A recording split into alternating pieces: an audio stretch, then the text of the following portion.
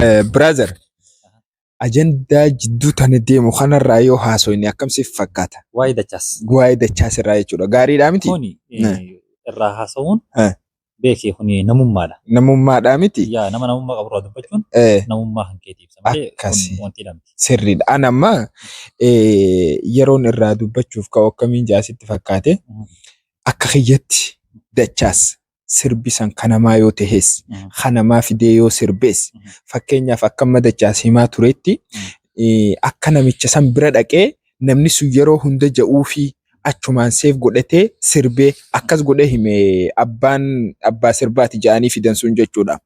Kana jechuun ani amma ganama yeroo tokko si bira dhufeetiin ogummaa ati qabdu tana sirraa baradhee na barsiiftee ogummaa ati na barsiifte tana deemee itti fayyadama jechuudha. Akkanuma jechuudha bara. Saniifuu yeroo sanii ati kana barsiisee badii qabamoo ana kabaratee badii qaba. Yoo ta'eesi yoo gama hammeenya deebine suma kana barsiisee badii qaba jechuudha. Maaliif si karaa naasaaqee mitiire.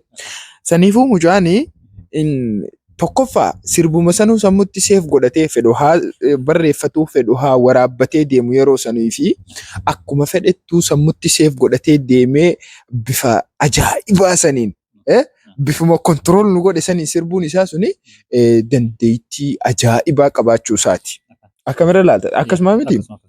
Saniifuu jennaan maaliin jechuu fedheeti deemsisaa kun ha itti fufu yoo ta'e mucaan kun yeroo gabaabduu yeroo dhihoo keessatti akka inni bakka guddaa gahu abdiidhaan qabaa jechuudha.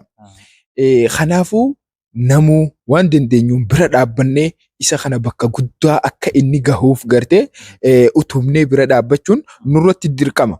Ammas waan tokko jira irratti wal jaaranii dhufanii barra. Amma iyyaalloon galamsoo suni ijoolleen feemasoonni nuti galamsu jettee yaatu suni irratti wal jaarteeti mucaa kana cabsuudhaaf xiqqeessuudhaaf gaqqabuudhaaf dhufte jechuudha.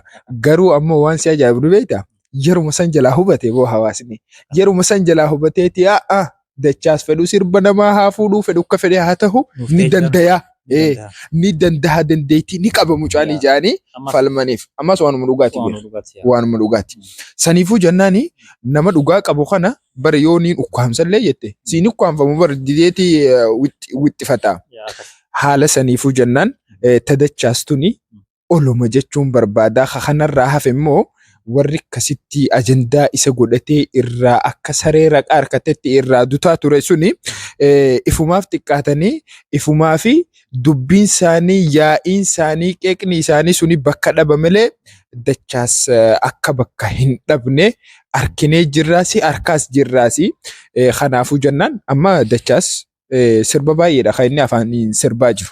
Sirbi sun kasaallee haa ta'uu baatu yoonuma kasaa ta'uu baateehu si galee dandeettii takkarraa amma fakkeenya yoo fudhannee artistoota baay'ee yeroo laallu sirbootuma namaati kan isaan fidanii wallisan malee irra baay'een isaanii ka'ifii namni qabatee dhufu hin jiru. Nama muraasa qofa jechuudha warroottan qubaallaa kaawwaman qofa. Kanaafuu dachaas ni tolchitee itti jabaadhu yennaan boo ati maal jettaan mee? Beektaa nama keenya keessattuu Oromoon keenya karaa bahaa kun manni harargeedhaa kun jechuudha. Wal guddisuun beekan. Wal guddisuun beekan. Dhugaa. Nama jabaa isaaniidhaa jabeessuun beekan. Sirri. Beekaa isaaniidha. Nama silaa lafaa ol kaa akka inni guddatee bakka gahuuf hin jajjabeessan. Hin jajjabeessan. Nama jajjabeessuun nagaa. Nama guddina irra jiru. Yoo jajjabeessu illee baatte yoo bira dhaabbattee gargaaru illee baatte dhiisin tuqini gama keetiin maaliif miidhama? Dhugaa. Maaliif qofaatti itti taata? Ati maaliif gufuutti taata? Sirri. Haa guddatu dhiis. Haa ol deemu. Jechuun namni kun dhugaa dubbachuudhaaf namni tokko har'aan tana si keessaa ka'ee guddatee mul'atee dagaaguun isaa borusuma fayyada. Borusuma fayyada. Boru hawaasuma keessatti yoo si fayyaduu baatellee bar mataa isaa gaafa fayyadeehu hawaasa keessan keessa obboleeyyan keessan keessa akka waan namni tokko jijjiirameeti bar gahaadha barsunu. Artistoonni amma artistoonni gurguddaan jechuudha.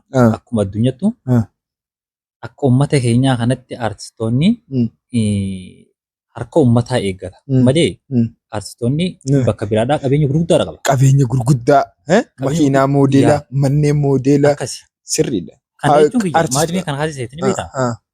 Artistiin kun amma mucaan kun artistii amma lafaa kaadha. jechuun nama artistii mala fa'aa osoo hin ta'in nama ammaan kana artistii seenaadha jiru. Sirri. Namni kuni osooniif jireenyi amma karaa aartii kanaan jireenya ka darbuuf illee ta'e yoo uummata hawaasa keessa jiru har'a yoo wayyaa'u taate inni kuni buru qabeenyi isaa hundi eenyuuf tola? If bira dabree hawaasaaf tola. Hawaasummaa isaa kanaaf tola. Sirri. Saniif qabeenyi isaa yoo qabeenya illee horate hawaasaaf tola, biyyaaf oola akkas jechuudha. Amma waan tokko aartii kana kan inni hojjetu eenyuuf? Hawaasuma keessaa. Hawaasuma keessaa. Namni dhageeffatu wantoota inni hojjete kana namni dhageeffatu eenyu? Hawaasuma. Kanaaf ijoolleen ammoo isarratti duultu ijoollee baalageedha. Sirriidha. Nama ejjennoo hin qabne, nama beekumsa hin qabne, nama kaayyoodhaa fi waan jiraatuuf illee hin qabne jechuudha. Sirrii galtee nama ammaasii akkasumatti hojii takka illee hojjetee uummata kana biraa waa takka illee hin qabne. Nama hojiin isaa ajanduma jala fiiguu ta'e warruma sanii bara. Bara warra isaan harka rabbi buusee bara. Malee warri nagayaanuma jira. Amma tanarratti waan ati kaaftee jira. Artistoonni keenya dhuguma amma sirba nama hatee jaanii wannummaan gartee ajandaa godhaniif hin jirtu bara. Maaliif jennaani biyya teenyatti Itoophiyaa tana keessatti namni gartee artistoota tahee keessattuu artistoonni Oromoodhaa irra miskiinni isaanii yoo nama tokko harabbiin gara biraatiin dabarseef taate malee irra miskiinni isaanii jechuudha. Tanaa jecha akkamiin namni nama jala dalagee sirba namaa hateen maali tahee dachaas maaliidha jaanii akka waan gurbaan daa'imman mana guutuu cabsetti sirba ifiifuu gatii hin qabne kana wanni gartee namarra duulanii fi hin jirtullee hin barbaachiftu.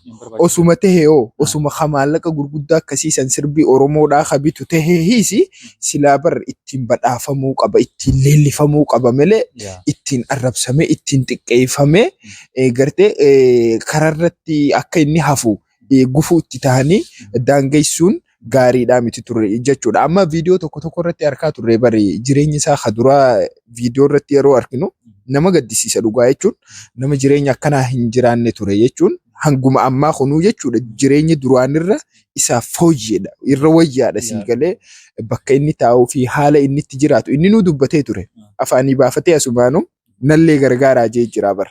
Na gargaaraadha na utubaadha aniin kun akkanan ta'uu barbaadaa jee jira. Kanallee amma warri danda'u osoo bira dhaabbatee gargaare hedduu gaariidha. Hedduu takka waan gaariidha jechuudha. Maaliif jennaani abbaan waan fedheen itti haa dalaguu eega namni tokko na gargaaraadha jee afaanii baafatee namni san waan karoorfate qabaa beeki ni dadhabe malee.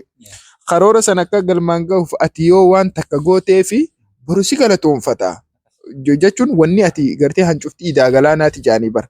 Wanni ati har'a gootuuf tuni si biratti xiqqoo ta'uu dandeessi. Nama saniif ammoo waan guddaadha jechuudha. Haaluma saniinuu warri silaa gargaaruu barbaadus akka gargaarubasmaan dhaabnaaf ka'a. Amma ijoolleen isaa xiqqeessuudhaaf yookaan isa kuffisuudhaaf isatti gufuu ta'uudhaaf kalee isaarraa eegalee ilaaman tanaa yaalii godhaadhaa turan suni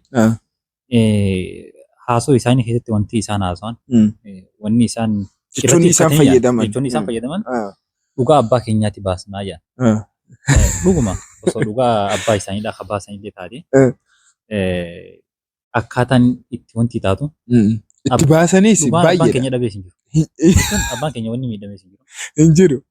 Nagaan jiraachaa jiru. Bara abbaani dhugaan abbaan isaanii kabaasan hin jiru bara amma dhugaan isaan baasan kamii ni beeytaa gaafa inni dhufee mana kee dhufee naa sirbisiin juusan maa sirbitaafiidha. Akkasii bara. Egaa dhugaadhaa mitiiree. Khalaas. Gurbaan namichi sirbee fi gurbaan fudhatee hotee bakka. Bara ansanumaa sirbuma sanuu mucaan yooniif sirba isaa sanii dhugaa yadaloon tasaa ta'uu mala. Yadaloodhaaf kun tasaa ta'uu mala. Walalolleen sunilleen ka'umsi isaa ni ta'a yookaan ka'umsa isaan irratti sullama godhatee fa'aa wanta ni ta'a. Ni yaada. Saniin alatti ammoo akkaataan wanti nuti tokkoo miti. Dhugumatti yoo laalle sirbii suni kanuma mucaa fakkaataa yookaan namicha isaan fakkaatu. Garaagarummaa guddaa. Kana jechuun abbaa sirbaa hin beeknu nuti dachaasillee sirbii ifiifuu kasaatii miti jee jira. Garuu ammoo gizee laallu garaagarummaa guddaa qaba. Garaagarummaa guddaatu jira. Osuma kanuma isaa ta'ee akkaataan nama kana nama karaa aartiidhaa seenaadhaa jiru kana wanti godhan akkas saniin turre ture. Haala saniin turre. Mucaan kuni dandeettii guddaadha qaba. Mee sirbi sun kanuma ajaasaa haa ta'uu dhiisi. Kunillee kabirallee ajaasaa haa ta'u. Garuu mucaan dandeettii inni kanaan alatti qabu akka malee waan dinqisiifamu.